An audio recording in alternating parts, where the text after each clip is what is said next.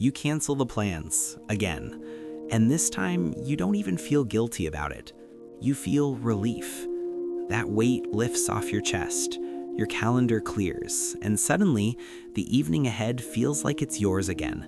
No small talk, no performance, no splitting your attention between what you're saying and how it's landing. Just you, your space, and the kind of quiet that actually feels like oxygen. But here's what messes with your head. Everyone around you seems to need people the way you need solitude. They chase connection, they fear being alone, and you're over here feeling most like yourself when no one else is around. So you start to wonder if something's wrong with you, if you're missing some fundamental human need, if you're broken in a way you can't quite name. But here's the truth. You're not broken, you're not cold, and you're definitely not alone in preferring to be alone. There's real psychology behind why some of us don't just tolerate solitude, we crave it. And once you understand it, you'll stop apologizing for who you are. Let's talk about what's actually happening when you choose your own company over everyone else's. Because this isn't about being antisocial, it's not about fear. It's about how your brain is wired to process life.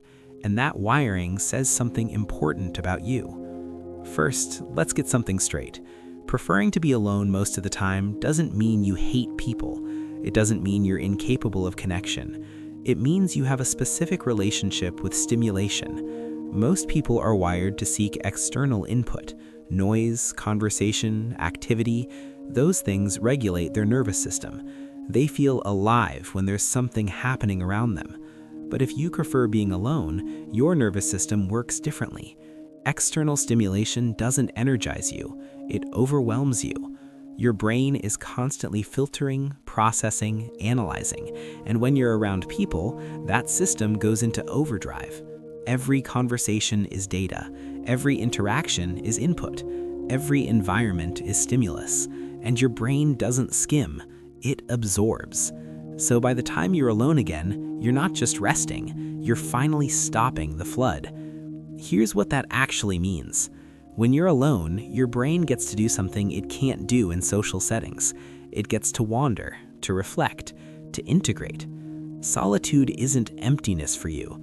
It's the space where your mind does its deepest work. You're not shutting down when you're alone. You're opening up.